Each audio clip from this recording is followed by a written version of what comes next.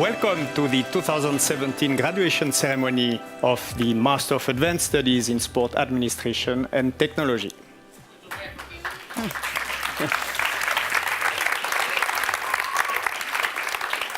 Good evening. Next to me, Claude Stricker, the Executive Director. Claude has been leading this program for 15 years. Without rest, he works very hard to keep leading the best program for the next generation of sports leaders. Ladies and gentlemen, Caroline Perrault, our Head of Administration. Caroline is the first one who announced to our participants that they are admitted in the program after a very long selection process. And from this day, day by day, week by week, months after months, she takes good care of all of them until tonight. And she makes everything possible so that they have the best journey in Lausanne. Tonight, we are together in the Olympic Museum to celebrate the 2017 class. Our guests include the President of the International Olympic Committee, Thomas Bach, our keynote speaker, Jamie Andrew, the AISTS President, François Bussy, members of the Foundation Council, members of the Scientific Committee, lecturers, families of graduates, alumni, and most importantly, the 2017 graduating class.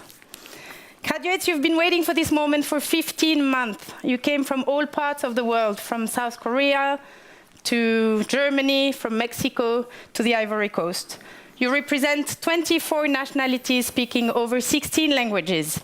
You have very diverse professional backgrounds from law to finance to journalism.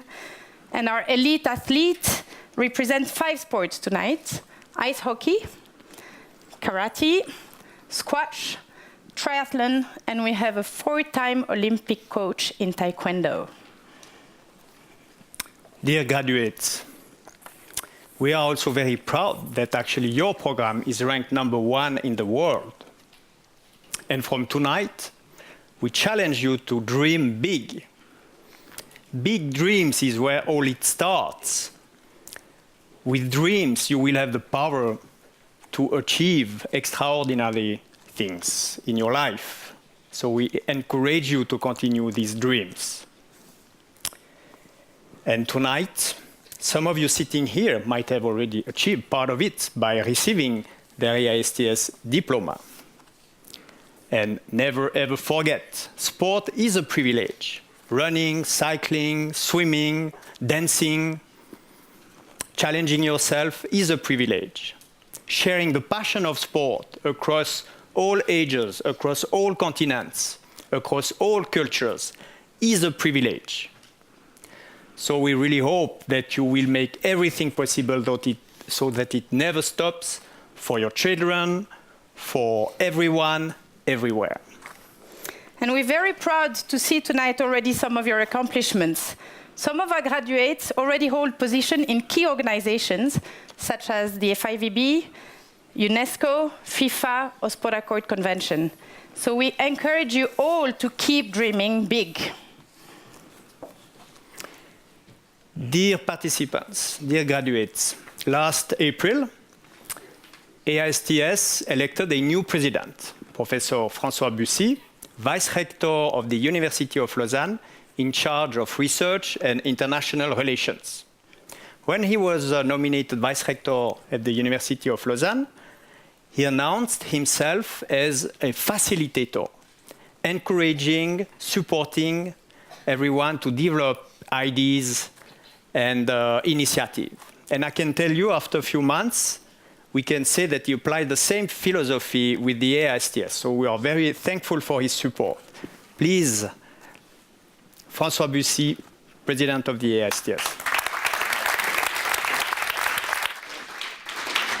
Thank you, Claude.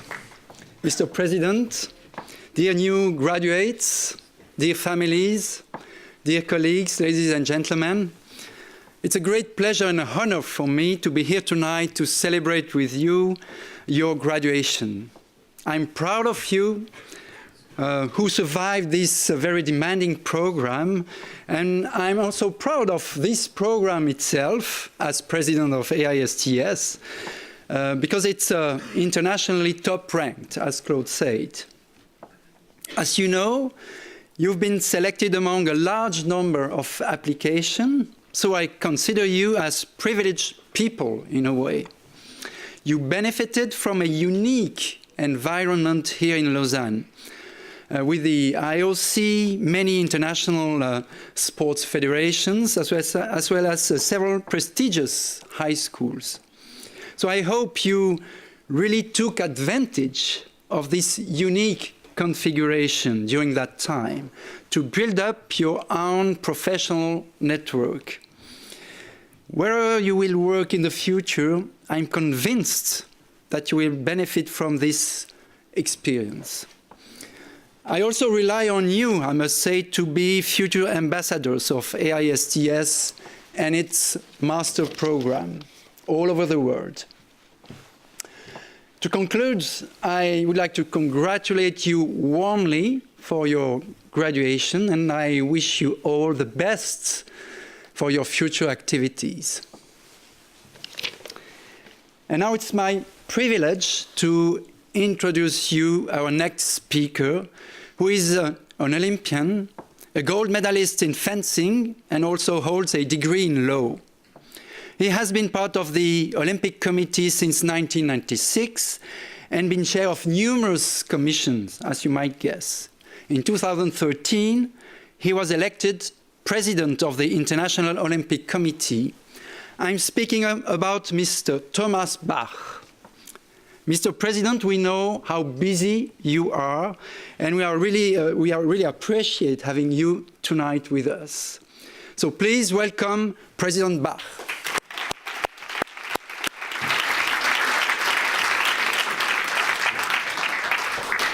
Can I speak like this, or you hear me? Yeah. Okay. Then, unfortunately, I cannot say good to see you again because I cannot see you at this moment. But I still remember the last meeting we had by coincidence when we were falling into each other at the UNHCR building when we were both visiting UNHCR.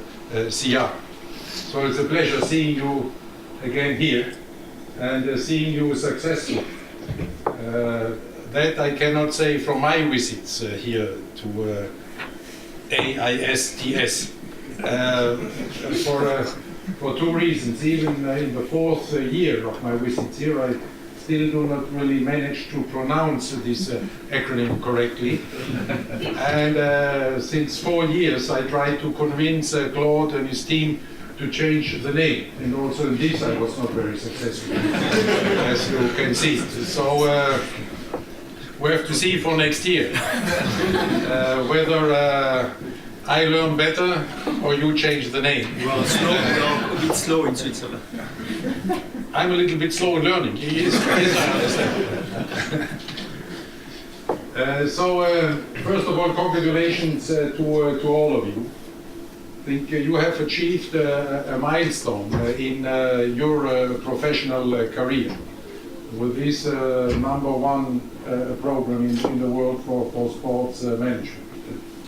With this graduation, all the doors for you are open. I think I told you already when we met there in Geneva that wherever I go, wherever I come in the world, there is almost at every place, whether it's in China or United States or in South America or in Oceania, almost everywhere, there is somebody from AISTS there, and I'm always very happy that being approached there by your colleagues, and they're coming and say, do you remember I got my graduation document from you, and now I'm here. I'm working in this or that organization, and this is thanks to AISTS and my graduation and my diploma here. So take this opportunity and don't be shy. Go through this door.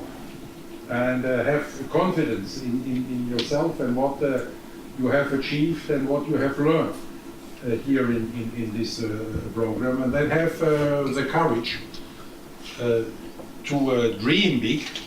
But if I may give you another advice, still do not only dream big, think big and act big then afterwards.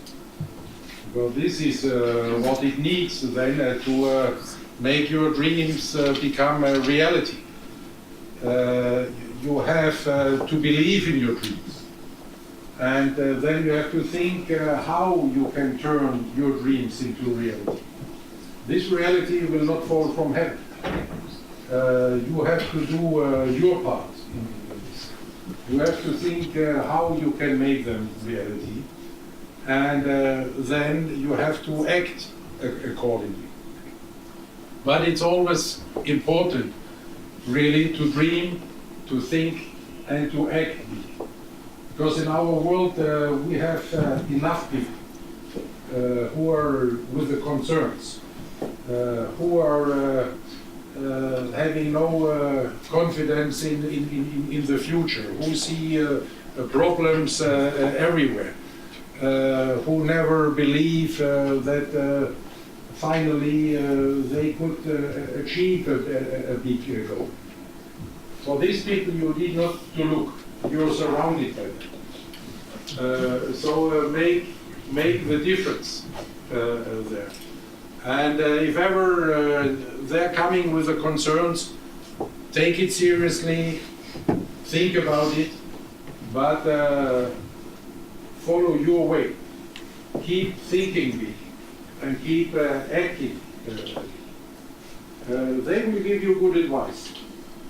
And what will be important for you is then again to make the difference, to see which advice is really to be taken serious, which really requires you to change your way, to change your thinking, maybe even to think bigger than you were thinking before, or to take it more step by step.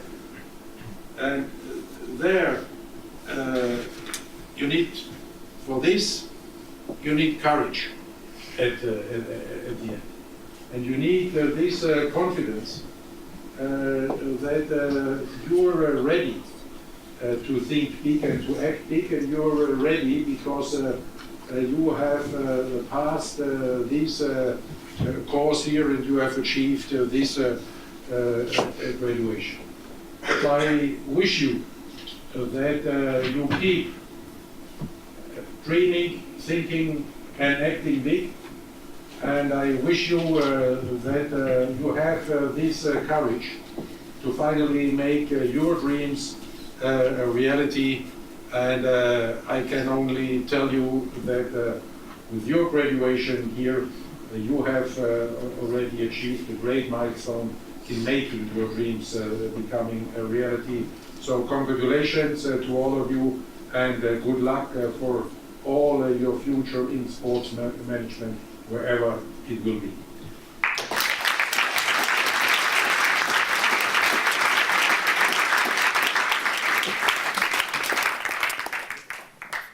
Many thanks, Presidents. Next on the program is a sport that is newly introduced to the next Youth Olympic Games in Barcelona in October 2018.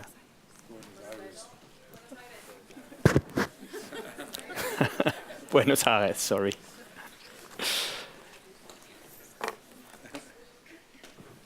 So, okay. Pourquoi j'ai dit Buenos?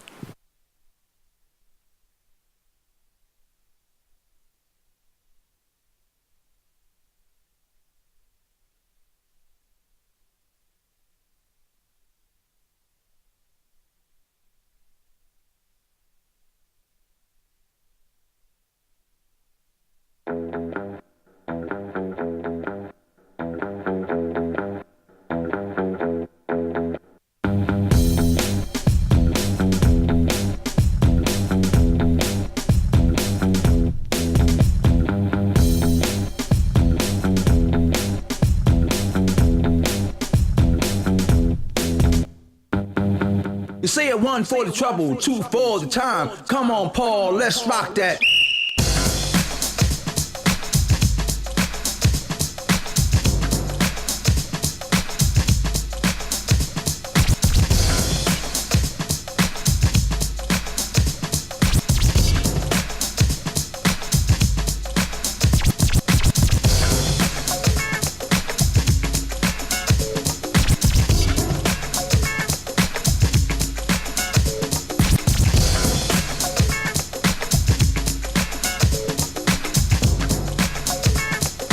Come on, Paul, let's rock that.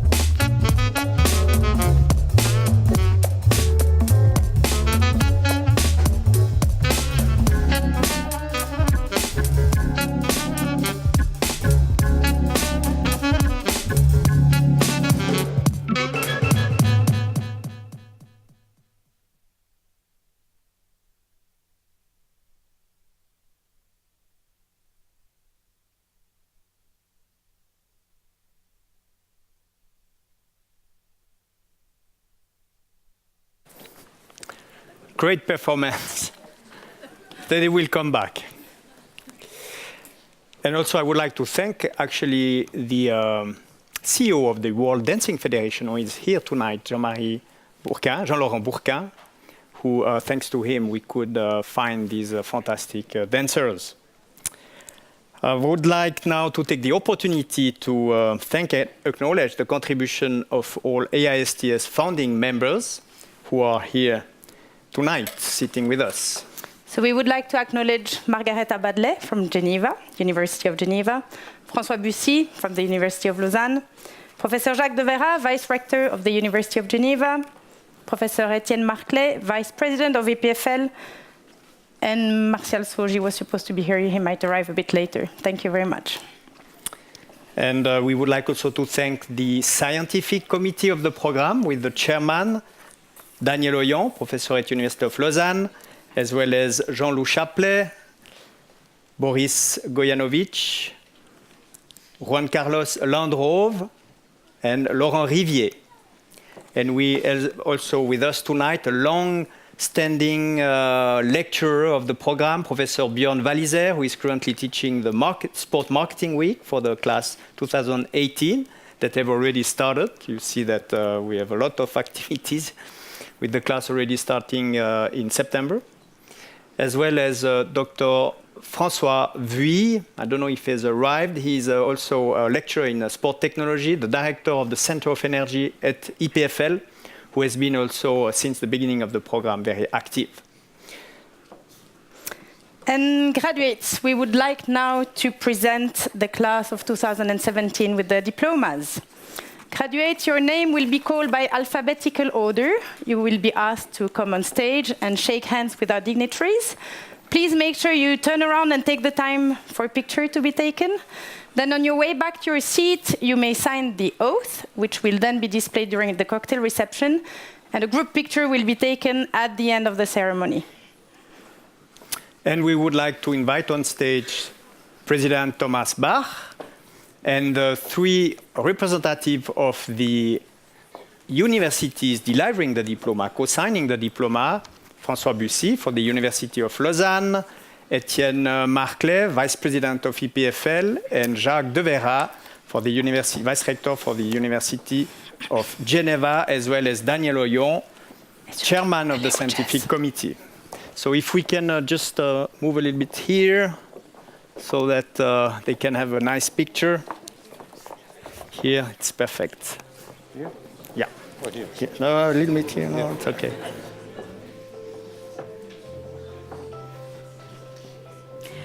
Oriol Asensio, Spain, who seems to be stuck in traffic and hopefully reaching us soon. Eduardo Cerdan, Spain.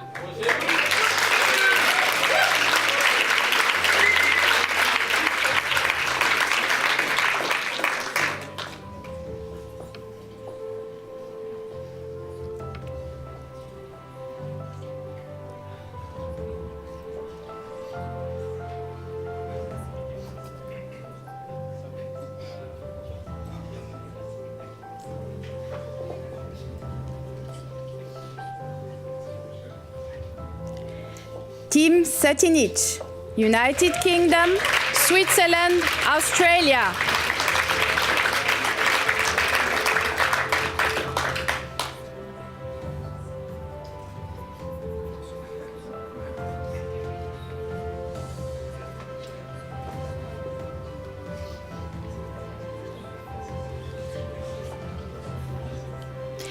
Isabel Collichon, Germany, Switzerland.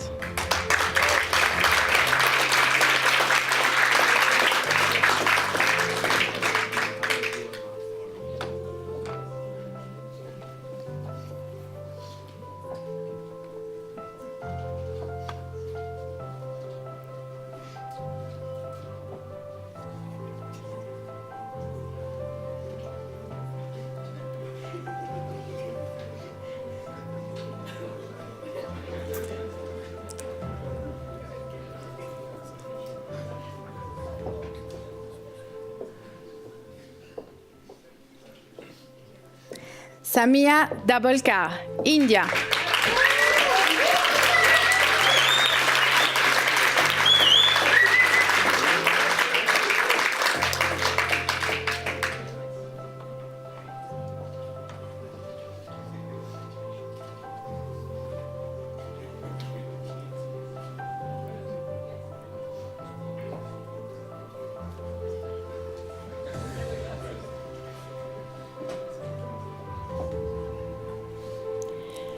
Alexandre Diaz, Brazil, Portugal.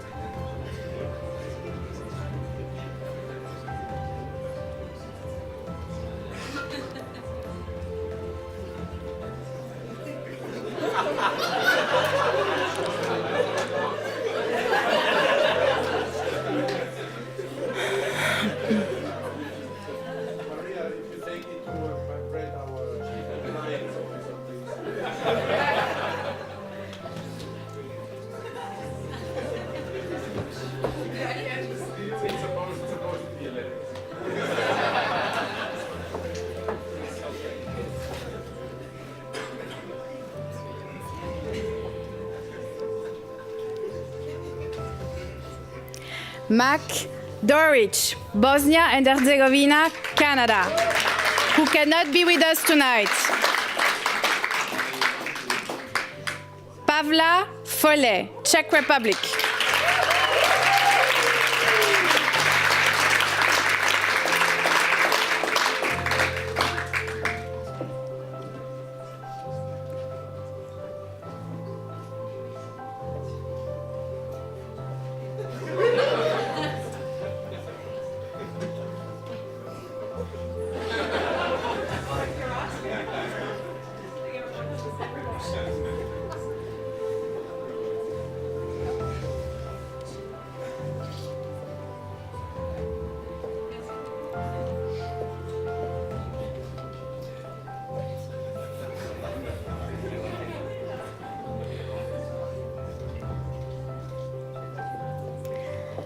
Gustavo Garrido, Argentina. whose flight was cancelled and unfortunately cannot be here tonight. Lucas Gerber, Switzerland.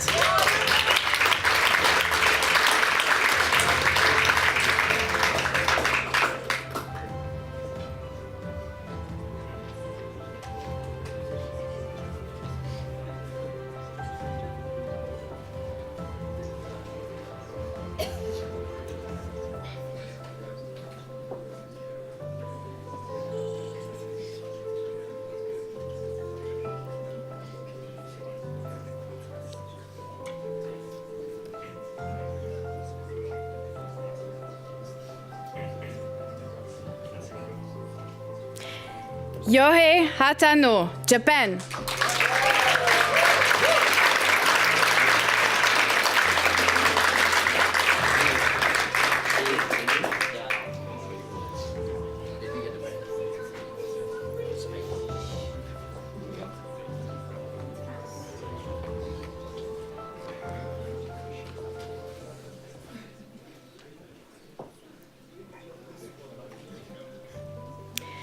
Sylvia Lynn Lamaro, France.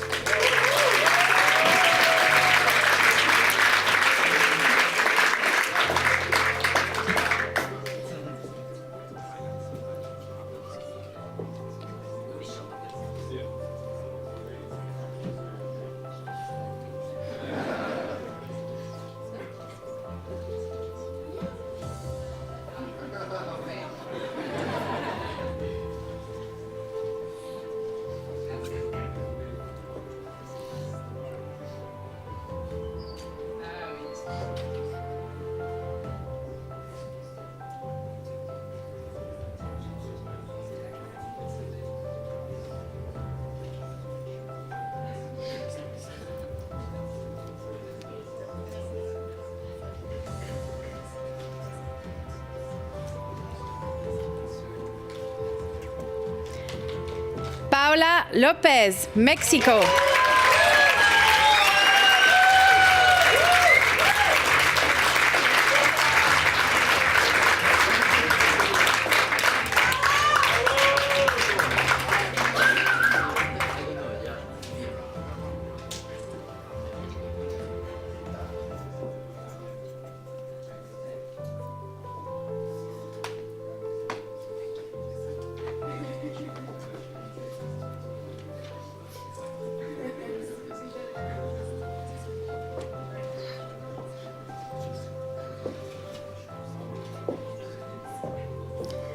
Zhen Ma, China.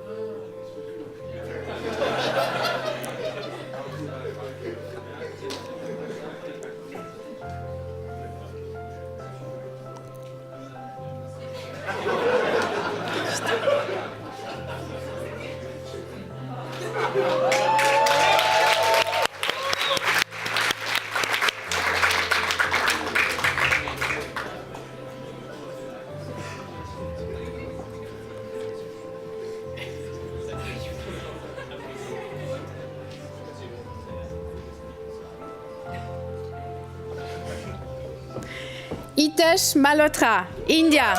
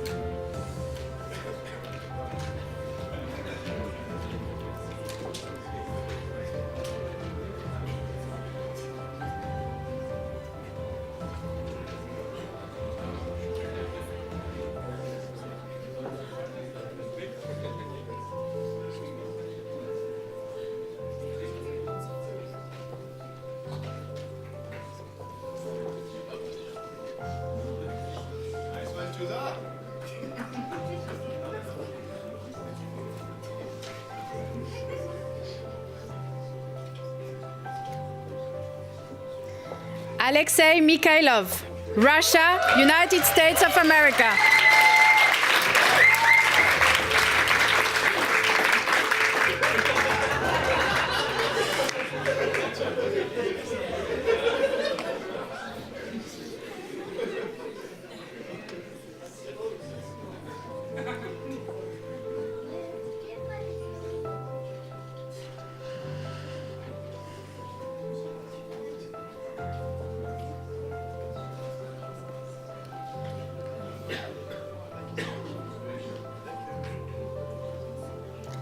Joshua Parkin, United Kingdom.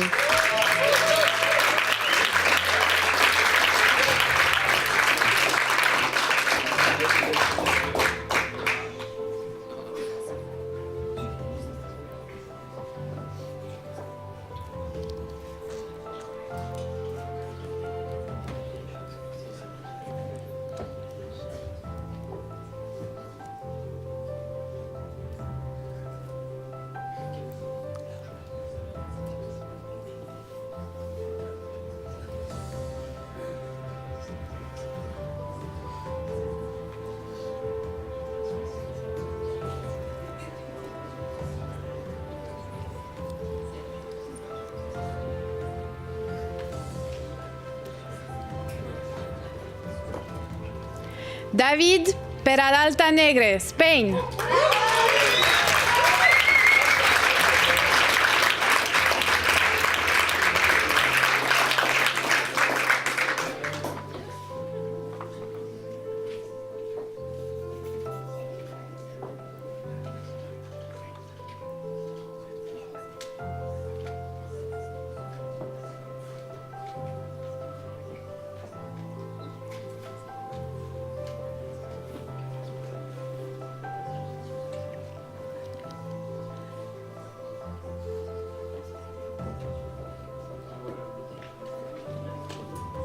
Valentina Poggi, Italy.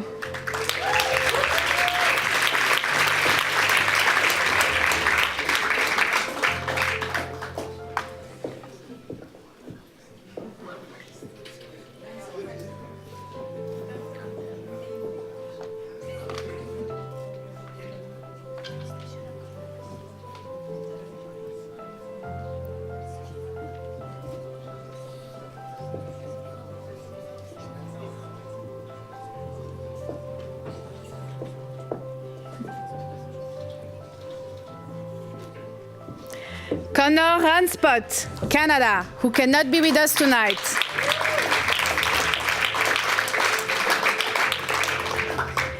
Patrice Remarque, Ivory Coast, France.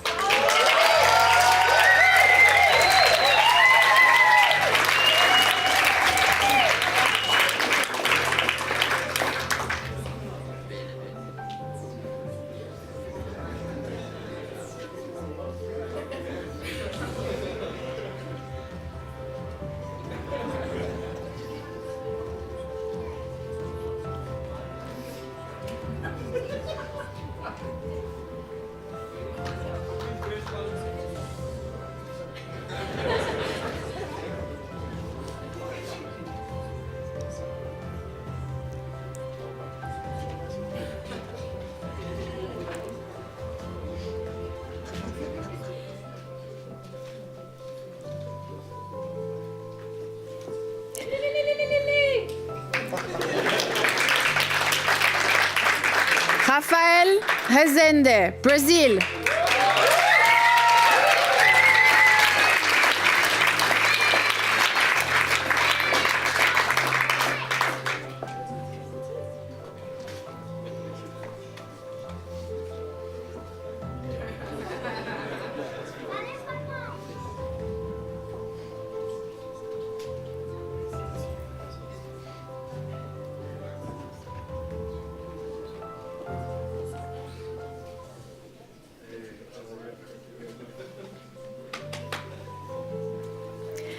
Arunab Shah, India.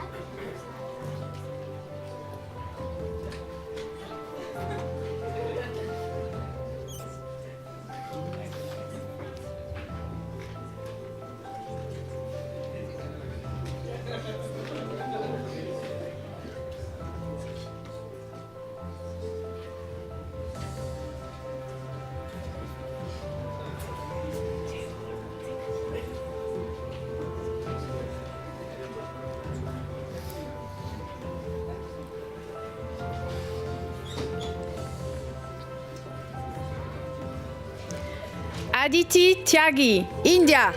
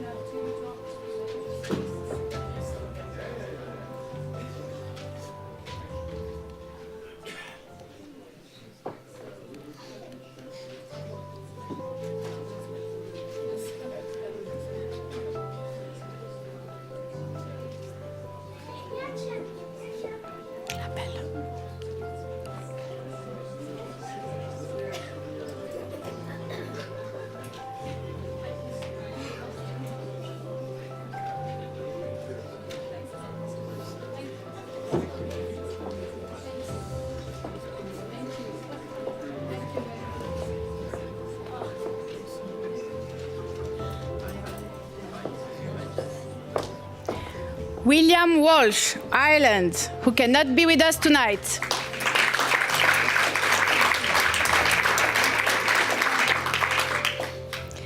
David Wardle, United Kingdom, who cannot be with us tonight.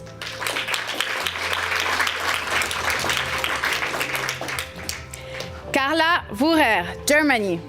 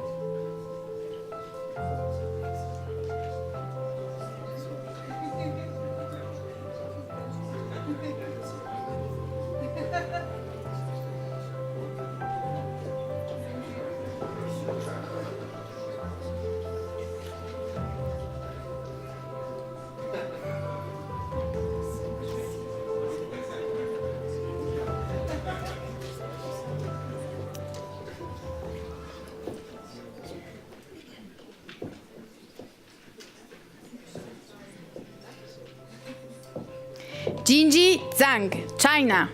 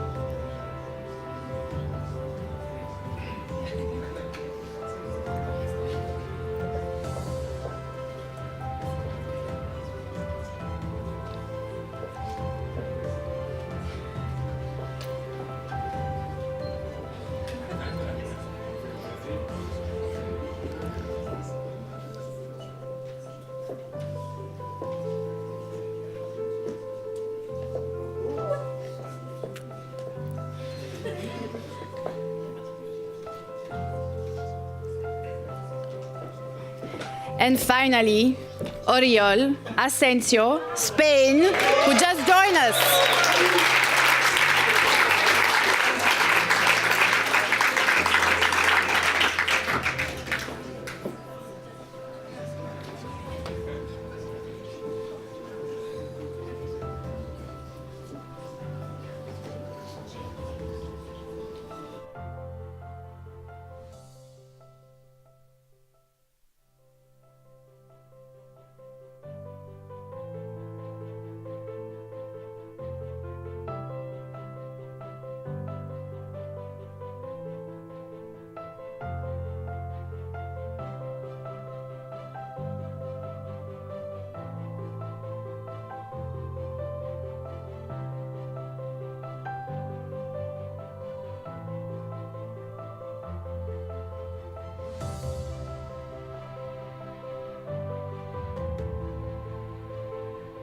Congratulations again to all of you. And now we are pleased to welcome Mr. Jamie Andrew as our keynote speaker for tonight. Some of you may have heard of Jamie's story, especially if you are in mountaineering. If you have not, then you will hear tonight his inspirational story, one that continues to make news all around the world. Jamie is a mountain climber, a quadruple amputee, an author, and an inspirational, motivational speaker. He lives in Scotland, but he comes frequently on a regular basis in Switzerland because you love the Swiss mountains. So please, a warm welcome for Jamie.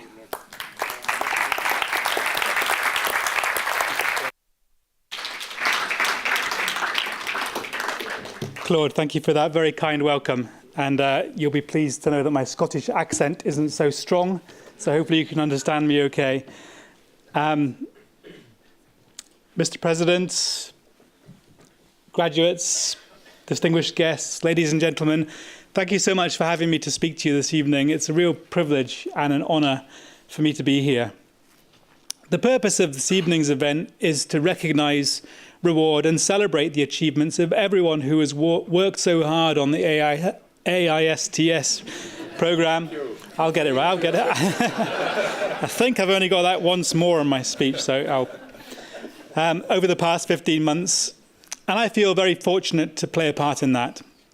But the other very important purpose of a celebration such as this one is to encourage, motivate and inspire everyone present to do their best, to be all they can be, and to achieve their full potential. Because everyone, no matter how successful, no matter how sporty, no matter how smart, how artistic, how accomplished, how achieved, everyone needs to be encouraged, motivated and inspired in order to be their best. And that basic need for encouragement, motivation and inspiration is a subject that I feel I really know something about, because some years ago I reached a low point in my life from which I might never have recovered had it not been for the help that I received from other people.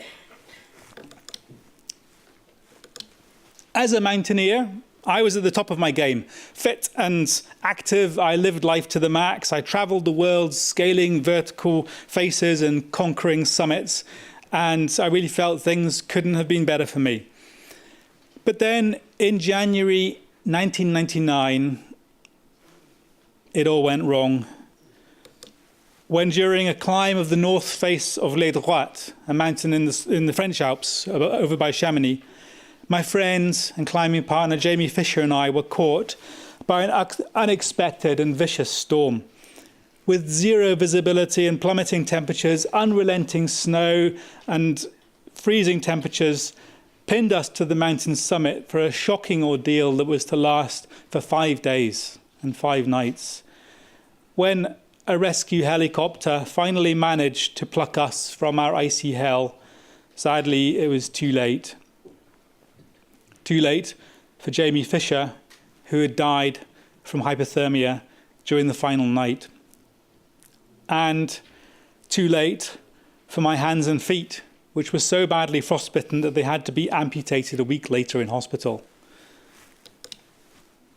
So, well, that's not actually me. And I wouldn't normally compare myself with Greek gods. But this guy looks a bit like me. When I woke up from those operations and looked down my hospital bed and saw that where my hands and feet had previously been were now only neatly bandaged stumps, to say that I wasn't prepared for this shock would be a vast understatement. I mean, nothing could have prepared me for this. At first, the prospect of facing the rest of my life without hands and feet just seemed like too appalling a concept to even contemplate. I couldn't even begin to imagine how I could ever lead any kind of meaningful existence. There were many times, certainly during those first few days and weeks, that I couldn't help thinking that I would have been better off dying up there on the mountain summit alongside my friend Jamie Fisher, rather than coming down to face a life like this. Those were dark, dark days indeed. And on top of that, I was still really struggling to come to terms with the loss of my best friend, Jamie. And struggling with all the strange and difficult emotions that went along with that. You know, emotions such as anger at myself, anger at Jamie for not having made it down alive. Guilt at having survived when he hadn't. Guilt at having got down alive from our ordeal together when he hadn't. But in the end, it was those emotions relating to Jamie which actually helped me to come to terms with what had happened, because it was through thinking about him and latterly talking about him that I came to realise that really the most important thing here was that I was still alive. I'd been given a second chance. Jamie, who had so sadly died up there on the mountain, hadn't been so lucky, hadn't been as fortunate as me, hadn't been given that second chance. And so I made up my mind there and then that I really very much owed it to him, as much as I owed it to everyone who'd fought so hard to save me, as much as I owed it to myself, to make the most of this second chance, just to give it a go. To find out what was possible without hands and feet, just to treat it like my next big challenge, to treat it like the next big mountain that I had to climb. So I resolved there and then, although I had no idea at this stage what it might involve, that I was going to take on this challenge that had been thrown down in front of me. I would give it a go, and I would find out what was possible without hands and feet. I would somehow find the positive in this situation and bring it out. So with those thoughts in mind, I began the process of rehabilitation, the process of learning to do again all those everyday tasks that most of the time we take so much for granted in life. Just washing myself, dressing myself, going to the toilet myself, feeding myself. At this stage, of course, I could do nothing for myself whatsoever. I was dependent on the help of others for absolutely everything. And at first, the challenge of learning to do everything in my life all over again from scratch just seemed far too daunting, far too great a challenge for one person to take on. I just didn't even know where to begin. And there were many, many times in those early days when I just felt throwing the towel in there and then before I'd even begun.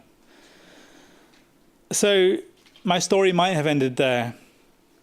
Had it not been for three very important things that I came to realise about this challenge that I faced, things that in retrospect might seem pretty obvious, but which weren't at all obvious to me at the time, and which did really help me to set myself onto that road to recovery. Firstly, I realised that it was really up to me to literally put myself back on my feet. The responsibility was mine, and no one else was going to come along and magically make everything better. The responsibility was mine. I was responsible for my own actions, and I had to do my best now in order to put myself back on my feet, to put my life back together again. But the second thing that I realised was that although the responsibility was mine, I certainly wasn't facing this challenge alone. In fact, I was surrounded by dozens, if not hundreds, of people who were there that could help me and wanted to help me. There was the professional staff, the doctors and surgeons and nurses, physiotherapists, occupational therapists, prosthetists, who were around my bedside 24 hours a day should I need them, each with their own special skills and talents. Each of them was up for the challenge. Then, of course, there was my friends and family, my wonderful girlfriend Anna, who were also around my bedside daily, who were also up for the challenge. And when I began to realise quite how many people there were whose help and support and advice and care and love and encouragement I could draw upon at any time, suddenly the mountain that I had to climb didn't seem quite so steep after all. And then the third thing that I came to realise about this great challenge that I faced was that, of course, it didn't have to be one big challenge. But like any challenge, it could just be broken down into many, many much more achievable bite-sized pieces. So rather than lying in bed all day and feeling sorry for myself and moping about the fact that I was never going to climb a mountain again, I would wake up in the morning each morning and just say to myself, okay, well, yesterday the nurses had to brush my teeth for me. Well, today I'm going to do that myself. And I don't care if it takes me an hour, 2 hours, or all day, because I've got all day. And I would just throw myself with as much enthusiasm as I could. And to my surprise, more often than not, I would achieve that challenge. I would reach that goal that I had set myself somehow or other. It might be difficult. It might take all day. But somehow I would get there. And that, of course, would be a small victory. That would be one small step further down my road to independence. And that would be one small piece of my self-esteem won back. So I really didn't find it all that difficult to keep myself motivated during this time, because every day I would achieve these small victories. Every day I would go to bed having managed to do something that I couldn't do the day before. In fact, the whole process of rehabilitation proved to be one of the most rich and rewarding and exciting times of my life, because every day I would win one of these small victories. Every day I would go to bed having managed to do something I couldn't do the day before.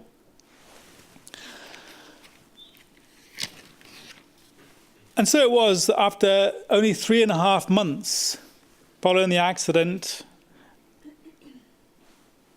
with, of course, a huge amount of help from all those around me, I had learned once more to wash myself, dress myself, feed myself, go to the toilet myself, and, of course, to walk again.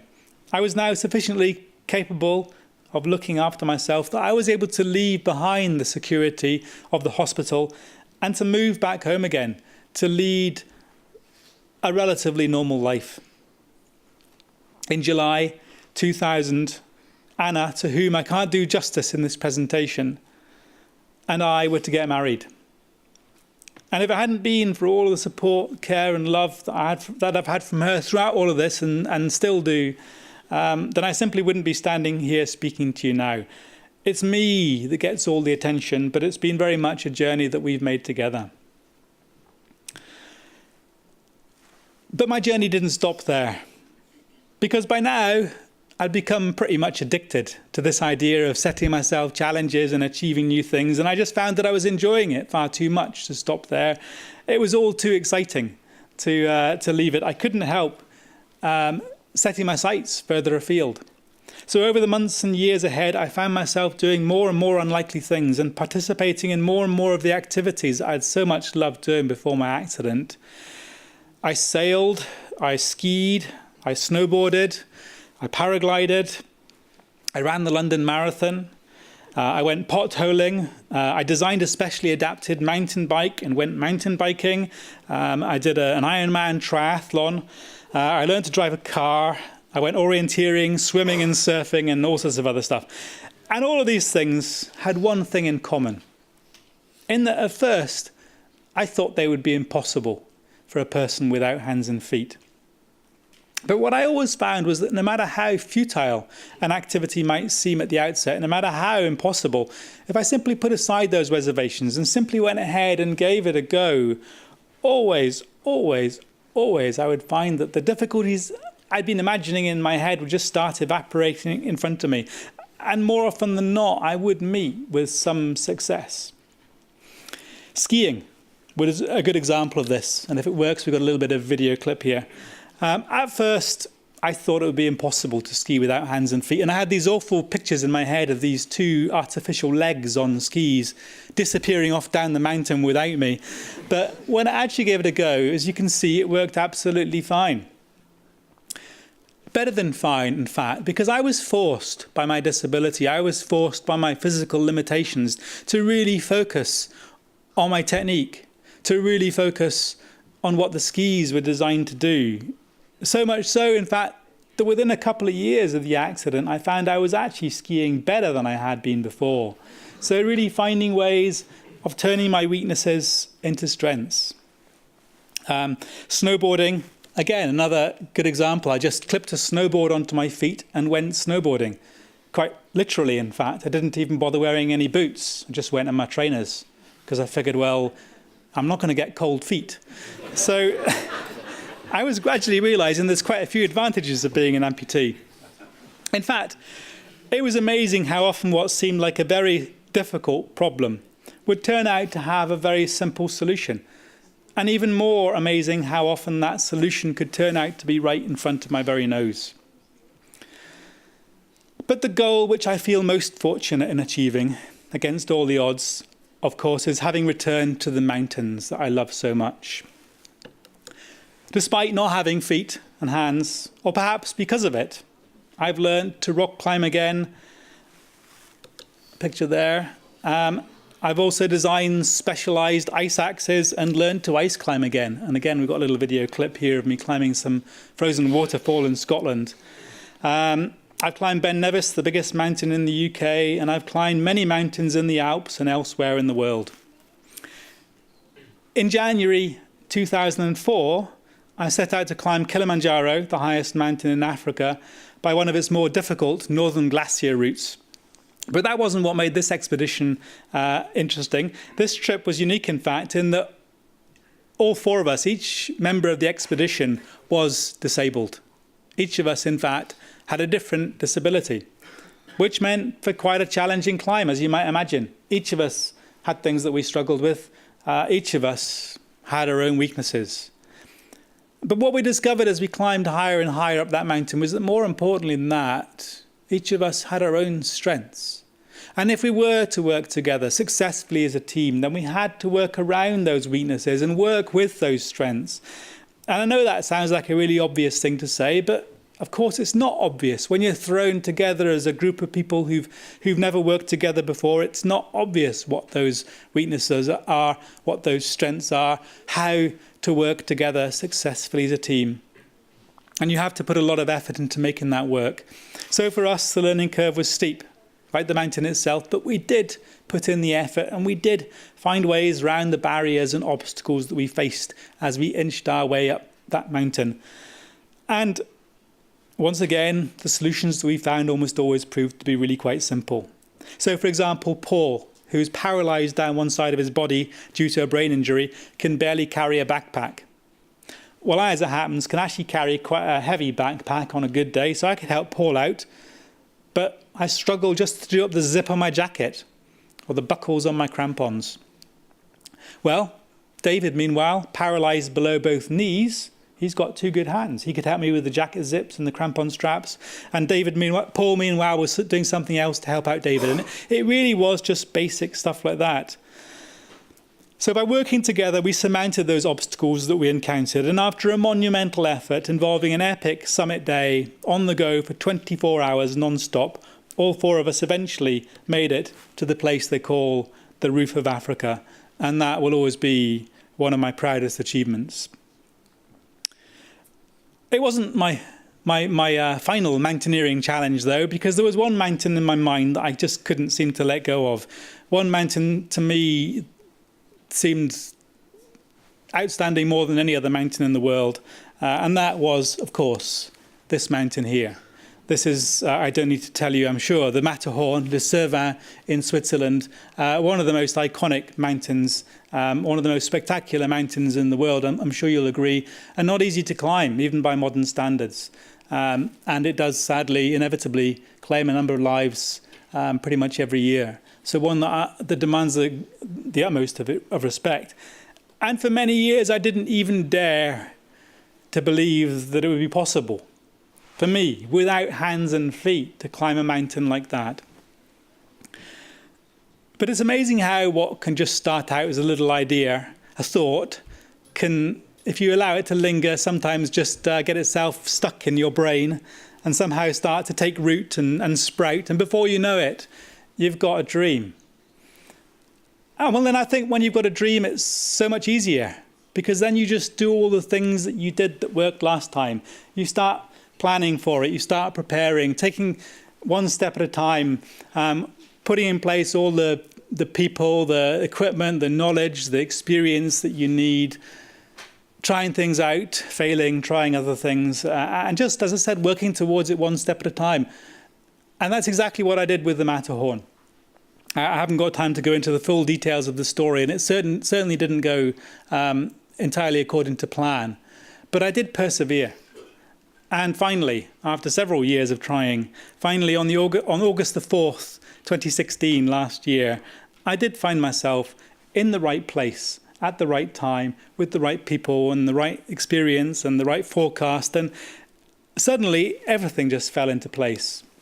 And it was amazing. When all those things were in position, it just became easy. It just went like a dream. So that only, I think it was 6 hours from starting out from the high Hornley hut, perched on below the final steep wall of the Matterhorn, 6 hours later, I found myself on the final slopes there with the tiny village of Zermatt you can see nestled in the valley 3,000 metres lower down. And a few steps further on from that, standing on that incredible summit with my trusted friends Steve Jones and Steve Monks to either side of me, without whom it simply wouldn't have been possible. And having once again proved to myself and to other people that if you allow yourself to dare to dream big and just work your way towards it one step at a time, like any other challenge, you can achieve those dreams, whatever they might be. Well, I realise that mountaineering isn't everybody's cup of tea. But it is what fires me up. It's what I'm passionate about. And I believe that it's important in life that we pursue our dreams, whatever they might be. That's my story. What, you might ask, has it got to do with this evening? With AISTS. Got it right that time. Well, I believe that many of the lessons I learned during my journey from hospital bed to mountain summit have relevance to all of us. I learned, for example, that you only have one shot at life. It's worth making the most of that shot. And to do that, you have to take control. You have to take responsibility for your own actions, choose your own destiny, and follow your own dreams. Take action to make the most of your life, because no one else is going to come along and make the most of it for you. But another thing that I learned is that along the way, there is much assistance available. And without that assistance, you won't get very far. I learned to make the most of the help that others have to offer, not to be too proud in my own self-reliance. It is only in admitting that we are not entirely self-sufficient, independent, needless of the help and support of those around us, that we can truly realise the full strength that we have within us. I learned too of the importance of keeping myself motivated by having goals, setting myself small targets I could readily achieve, whilst at the same time having in mind much more ambitious objectives, working my way one step at a time from goal to goal. I could eventually reach my distant objectives and achieve my dreams. And finally, I learned that all problems, no matter how difficult, no matter how impossible they might seem at the outset, all problems have a solution, which can be found by persistence and diligence. Give it a go and you'll almost certainly surprise yourself. In short, I discovered that nothing is impossible. After the formal proceedings this evening, during the cocktails, I'd be more than happy to answer any questions that you might have, whether they be personal, professional, or just sheer nosiness. Please do. But there is one question which I quite often get asked that I would like to anticipate, and that is, what's the next big challenge? Well, for me, the answer to that question is quite simple.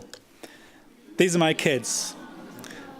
On the left is Iris, who is now 13 years old, and on the right, the twins, which was quite a shock. Liam and Alex, they're a boy and a girl, and they're now 11. And believe me, they're a hell of a big challenge. I mean, climbing mountains without hands and feet turns out to be easy compared to just bringing up 3 normal, healthy kids. In fact, you don't even want to know about changing diapers with my teeth. The important point is, though, that life goes on.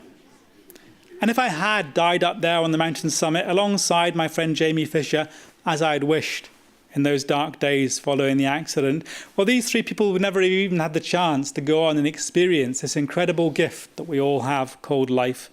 So to me now, it doesn't really matter so much what I can and can't do. It doesn't matter what my disability is. I just feel privileged to have had the opportunity to pass the mantle on to the next generation. Which brings me back to the main reason for this evening's gathering. We're here tonight to celebrate the achievements of all those here who, with hard work, perseverance, dedication and self-belief have reached their goals, met their targets and realised their own dreams. But I would like to finish by congratulating not just the graduates, but everyone here today who has played their part in helping others and helping themselves to be the very best they can be. Congratulations to all of you, and I wish you all the very best and every success in the future. Thank you very much. Thank you very much indeed. Thank you. Thank you very much. Please do.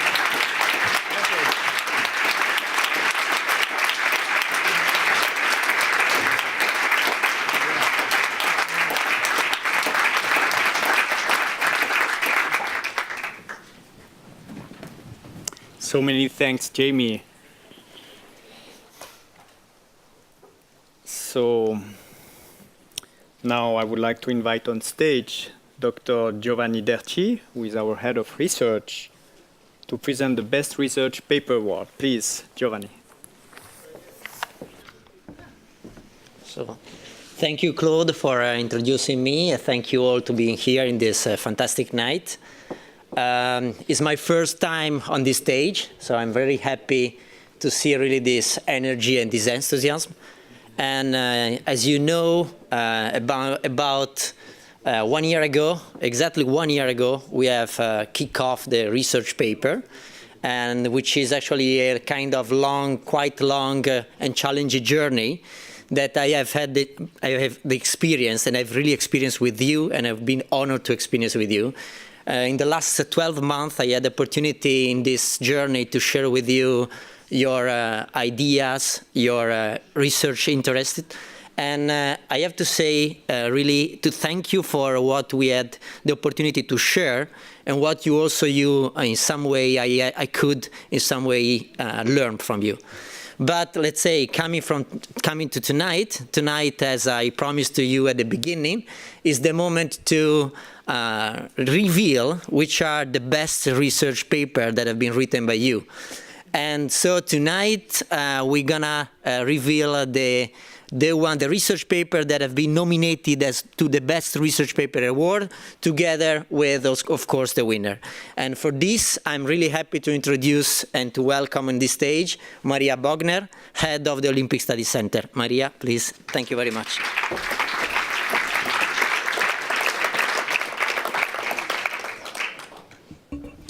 Thank you very much. It's a huge honor to speak after you, Jamie.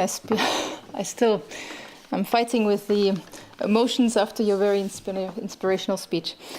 Dear graduates, it's a huge pleasure for me to be here today on your graduation ceremony, and I would like to congratulate you for finalizing this very challenging course and for achieving your diplomas. You've built, class by class, brick by brick, a lot of knowledge over the last months. So before announcing the student with the best research paper today, it is my duty, in my role as head of the Olympic Studies Center, to double check, actually, the level of knowledge that you have acquired during your master program. Now, you're lucky, and my focus is actually on the Olympic knowledge. So when I say Olympic knowledge, what do I mean by that? I mean knowledge about the Olympic movement, about the Olympic Games, about the athletes, the sports. So I have two questions for you. And believe me, these questions are really important. And I'm sure our president will agree with me. They're decisive for you in your next steps when you apply for a job in the IOC or the Olympic movement. They're like a Swiss Army knife that you can use in many occasions. So the student who stands up and shouts the answer to these two questions will get a prize from me, okay?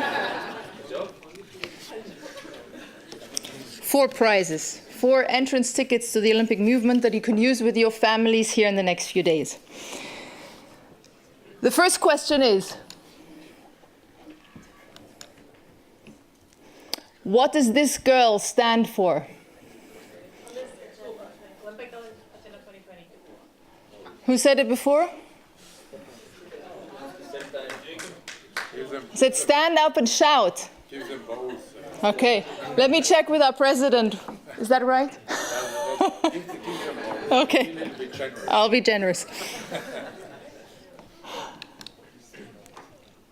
Next question. What is your source of reference for Olympic knowledge?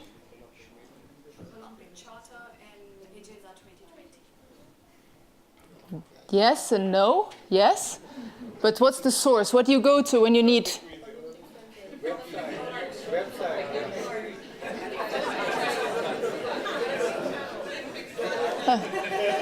Thank you. My gosh.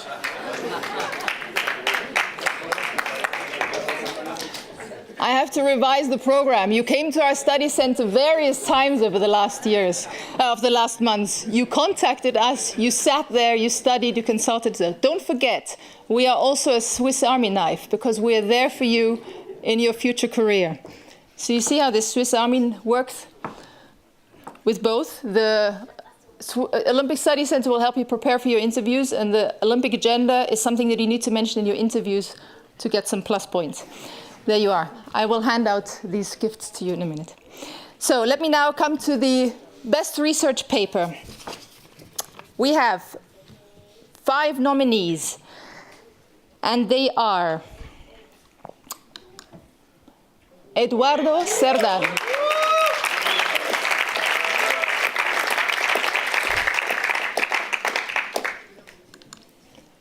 Mac Doric,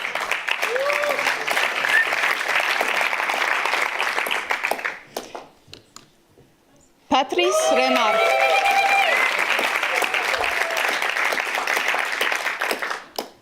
Pavla Folli,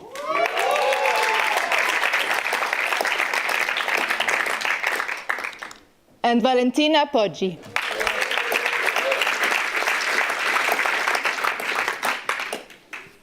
So it is my great honor to open an envelope, which usually our president does with big announcements, but today it's me, to announce that the best research paper goes to Mac Doric.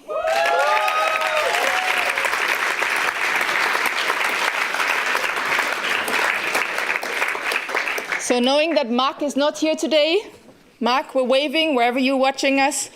I will give the prize, in representation to Giovanni. Thank you. The prize stays at AISTS. The prize includes the award, which goes together with a 250 Swiss franc voucher for the museum, plus some entrance tickets for Mac. You have to come back to Lausanne and spend it before Giovanni does. Exactly. Thank you very much. Thank you.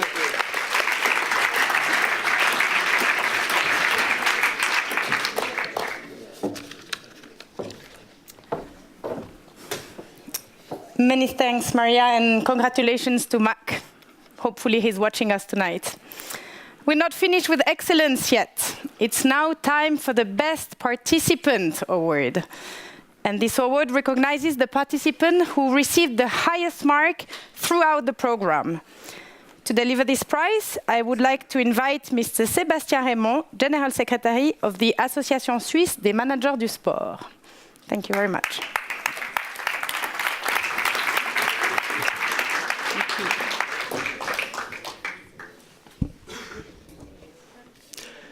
Thank you. Dear graduate, dear family and friends, good evening, everybody.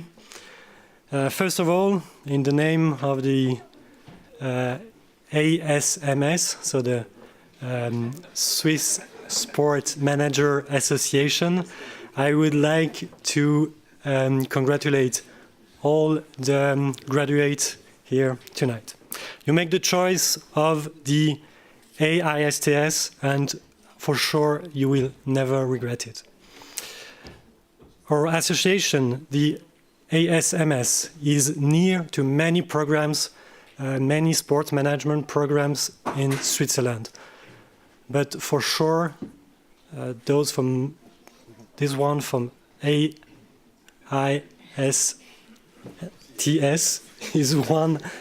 is for sure the best one. This is why it's a great pleasure and a great honor to be here tonight. Just a few words about our association, the Swiss Sports Manager Association. We organize more than 30 events per year for 400 members. Our goal is to bring those people, bring those sports managers together.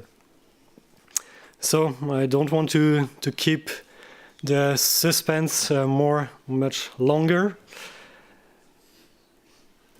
These awards for the best participant include a prize for 300 Swiss francs and, of course, a free membership for 1 year at the ASMS. So the AISTS Best Participant Awards goes to Lucas Gerber.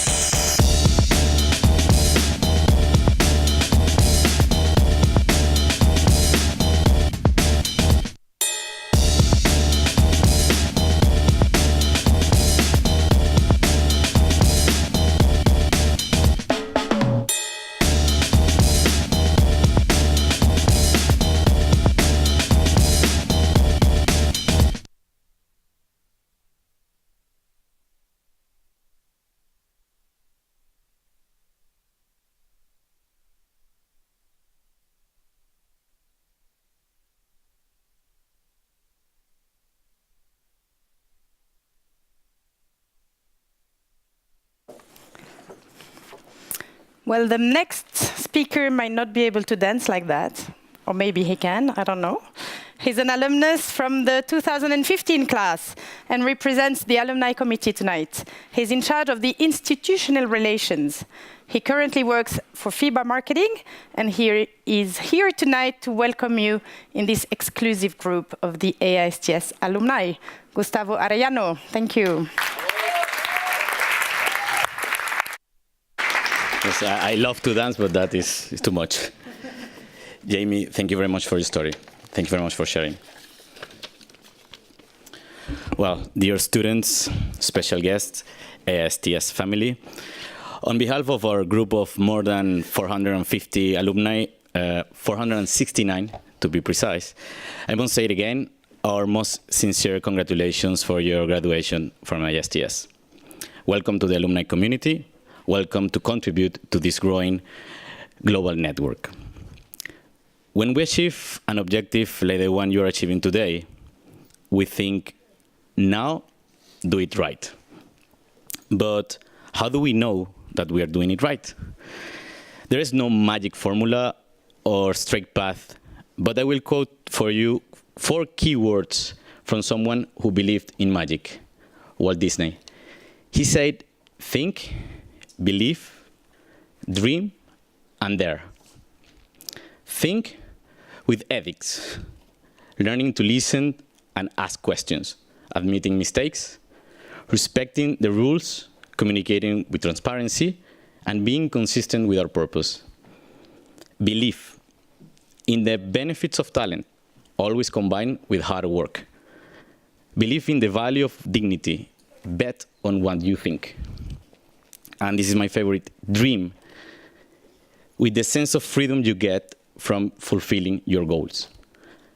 There, prepare for the changes, be a step ahead, and have the courage to be yourself instead of being someone that you're not. So think, believe, dream, and dare. Be sure to remind yourself that it is okay to be different from yesterday, but it's also okay to not feel ready for tomorrow. As you now know, uncertainty challenges our comfort zone. In this industry, as in many others, you will find moments where the easiest is not to do it right. Do not betray your personal values in order to achieve short-term goals. Commit to the best version of you.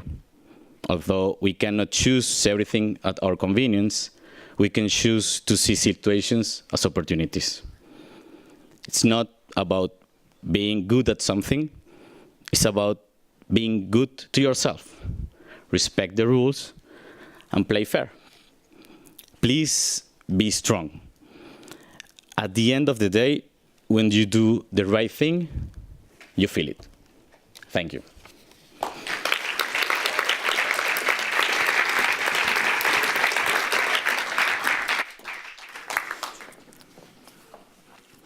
Thank you, Gustavo, and congratulations to all of you for being an alumni from tonight. And I just want to be precise, we have tonight 494 alumni, and so we look forward to reaching the 500 mark at the next graduation ceremony. And I'm now delighted to invite Pavla and Tim, representing the class of 2017.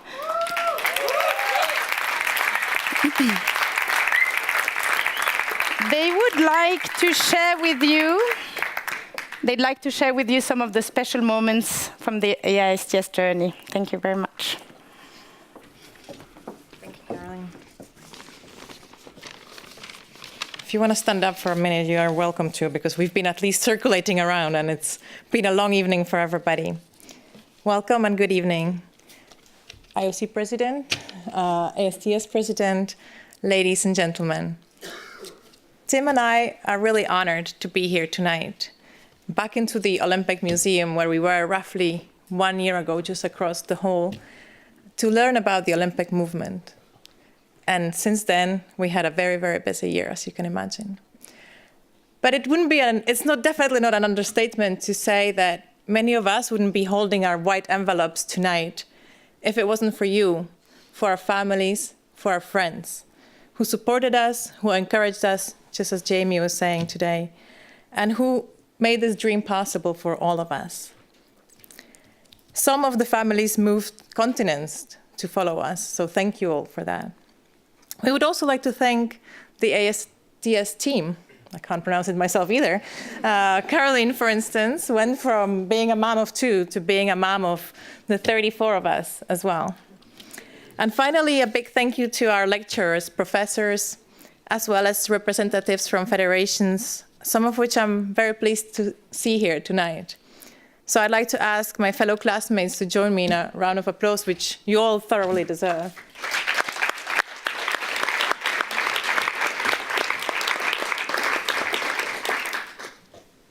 And we promised Caroline that we won't talk about Swiss timing and punctuality, but she did ask us to keep this to a maximum of 9 minutes. And it's very hard to pack 34 different personalities, 24 nationalities, 15 months of 6 different modules into all this time. So we asked Jen, I would like to invite to join us here on the podium, to do a short video, which is a little memory of our year.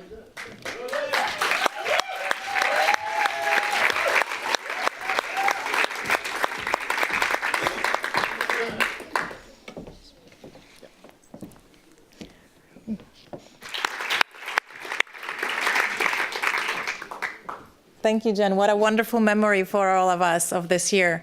But it does look like we were just having fun and doing sporting events. But to be honest, if we had put pictures of us sitting in the classroom, it would probably not set the evening very much alight. And we did learn a lot. We gained quite a solid understanding of the dynamics and the issues of today's world of sports. We might not remember the specifics of the Magnus effect, but we have covered a lot of important issues that will help us in our future jobs.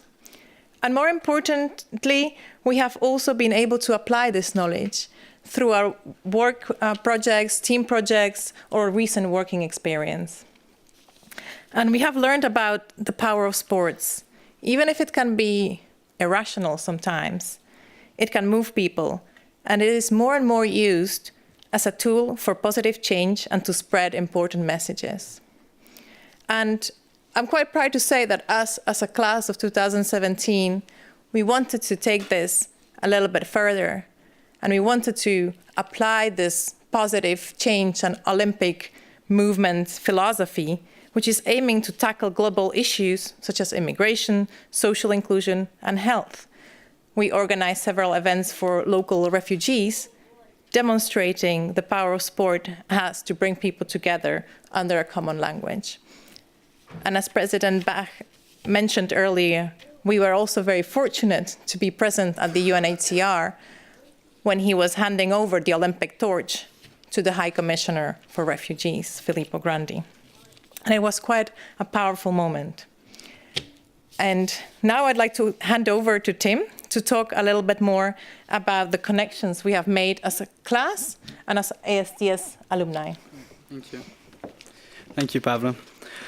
So, to state that this course was just about learning is not the case. We learned so much more, or so much in the classroom and so much outside the classroom, making connections with one another through sport, through celebrating Diwali together or Chinese New Year, even sometimes volunteering in Villars, where some of you went. Some of you froze as well, not expecting the Swiss cold to be as cold as it really is. But all these times spent together really forge a bond between, at the beginning, class colleagues, and now I'm happy to call friends. And as you saw in the video, we took part in various different sports, whether it's cycling at UCI, archery, some of us went ice climbing as well. And these sports are sports that we probably, some of us, would not be able to take part in if it was not because of this course. But most importantly as well, during the course we had some very, not just outstanding, but very life-changing moments. For example, we had Lucas bring, his family brought in a new child into the world, and we found out tonight as well that he's also managed to do that and be the best participant of this year. So, and also, another participant, Isabel, getting married, and finally, Gonzalo proposing to his wife, well, his girlfriend. But all these different life events that happen, we, in some way or form, we shared together, whether it was being in class and knowing about them, but also the accomplishments of individuals who are now breaking into the sporting world following their dreams, and really starting off their professional sporting career. And all these together have really made the past year extremely memorable for all. And as we saw from Jamie Andrews' astonishing life-changing story, is that no matter what life throws at us, is that we can overcome it. Of course, there are challenges that come along the way, but these challenges form us as human beings, who we are. And if we can always try and see the end goal and the light at the end of the tunnel, then we can keep moving forward.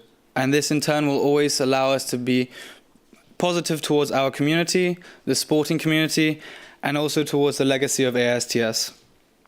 So finally, I'd like to thank you all for being here, for spending the past year in your company, especially my new friends.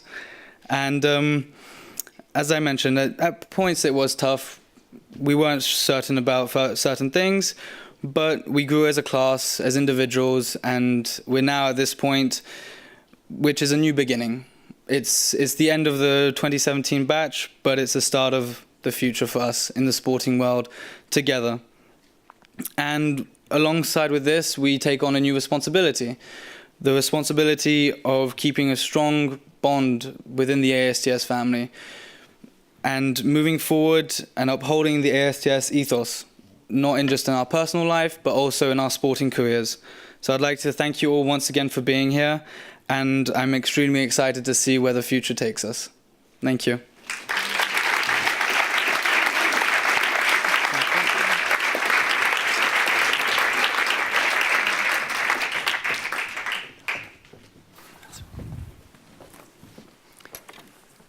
Many thanks to Tim and to Pavla, our class reps, for this great collaboration we had this year with the team, with the class. And speaking about the team, I would like also to thank the team for the great spirit, their commitment, their professionalism, the really nice and positive spirit we have.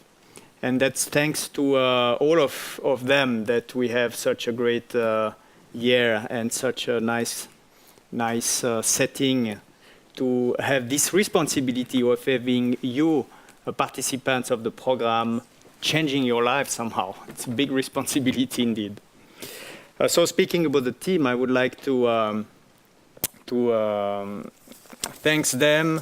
We are actually a very international team, and I would just like to name them. First, Céline, our professional career coach from France.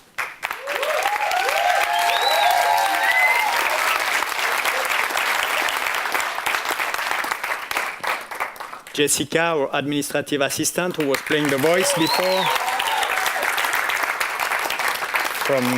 Jessica is from Italy. Liz, our marketing and communication coordinator.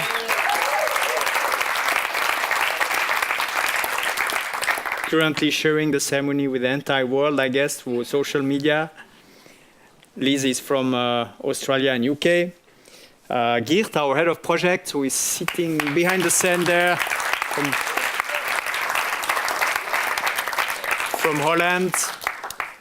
Giovanni, our head of research from Italy. And our project collaborators, Andrea Marcellini from Brazil, Cristina Swan from Brazil, and Michael Broadley from UK. He's somewhere here. Who are all alumni, actually. And last but not least, Dominique Goba. I don't know if Dominique is here. Yes, he's here. So everyone knows Dominique. He has been at AISTS for 10 years and then decided to go for a new challenge. So we wish you all the best, Dominique, for your new challenge, for your new adventure. But we really thank you for all your contribution during these 10 years and the great also spirit you had in the team. Thank you very much.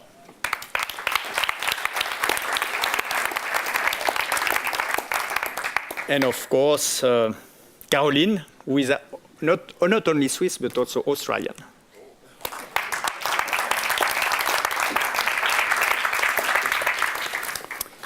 So, this is it. Graduates, we are delighted to have been on this journey with you, and we really had a lot of pleasure. I hope you enjoy also the experience. And what can we say after all what we heard tonight? Dream big, but achieve also your dreams. So we really hope you will achieve your dreams, and we wish you the best for your life.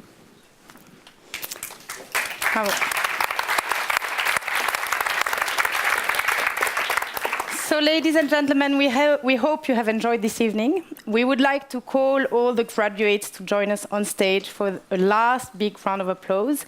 And then please join us for drinks on the first floor so that we can celebrate together. Thank you very much.